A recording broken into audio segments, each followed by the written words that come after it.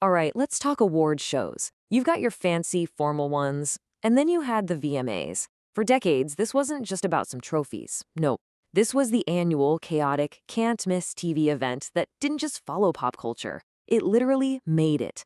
We're talking about moments so huge you probably remember exactly where you were when you saw them. Like, remember 2009 when a simple acceptance speech, well, it didn't exactly go as planned. And boom, you've got one of the most infamous pop culture moments of the entire decade.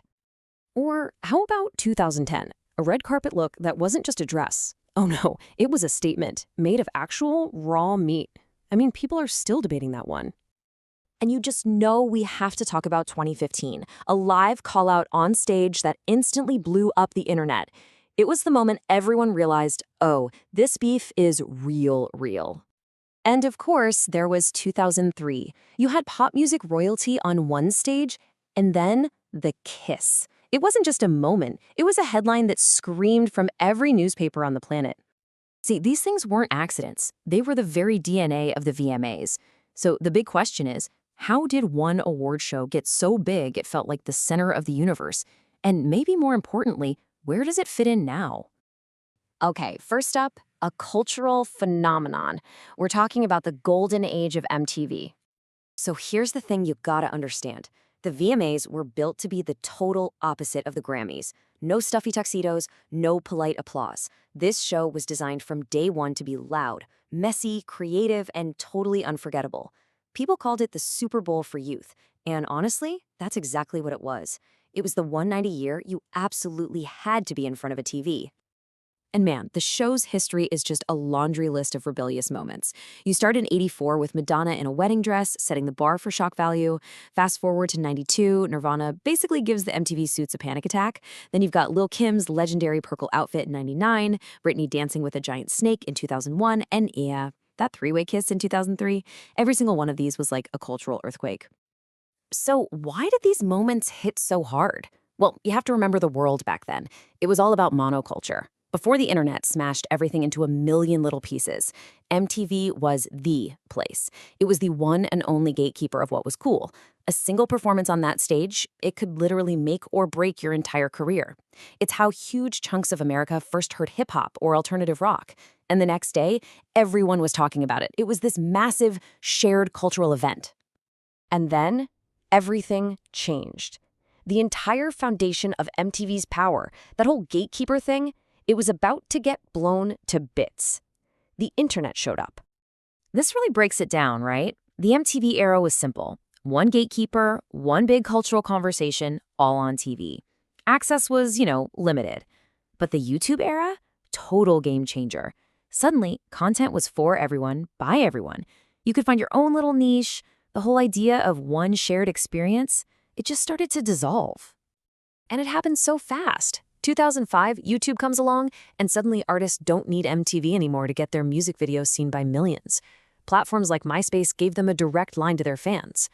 And at the same time, MTV itself kind of lost its way. It stopped being about music videos and started being about reality shows. The very thing that made the VMAs so powerful was disappearing from its own network.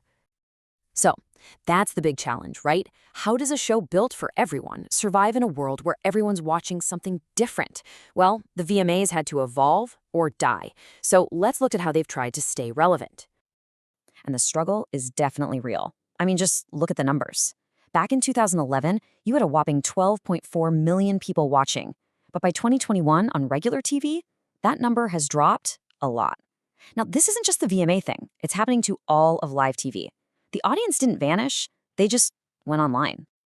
So MTV got smart. They came up with a new game plan. First, they went all in on fan voting. This gets all the different fan armies battling it out online, which means tons of engagement. Second, they got really good at social media. So what if fewer people watch it live? A single GIF of a wild moment can get seen hundreds of millions of times. And third, they started broadcasting everywhere, not just on MTV, but on other networks and streaming, basically meeting people where they are. And, there's a really good argument that this show is more relevant than ever. Think about it. We live in a world of TikTok and Instagram. It's all visual. We listen with our eyes, as the saying goes. So a whole award show dedicated to the visual side of music, that actually feels super modern. So, when you boil it all down, all the changes, all the drama, what's the real legacy of the VMAs? It's so much more than just that little moon person trophy. I mean, a massive part of that legacy is just the sheer star power. Look at the VMA royalty. You've got Taylor Swift leading the pack with an insane 30 wins, and right behind her are legends like Beyoncé and Madonna. These are the artists who didn't just show up. They owned entire eras of the show. And even with everything that's changed, that stage still means something. It's still that, Mama, I made it moment for an artist. Getting up there, giving a big performance, winning that trophy, that's still a huge deal. It's a massive career boost, a powerful marketing tool. That moon person still has some serious weight. So what's left? What really lasts?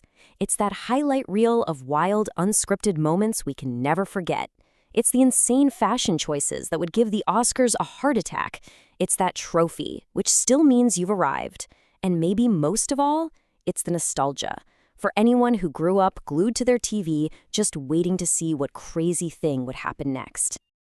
And that really brings us to the big question for today. In our world of endless scrolling and a million different things to watch, do these big, loud, all-in-one-place awards shows still matter? Can they still bring us all together, even just for one night of pure spectacle and drama? What do you think?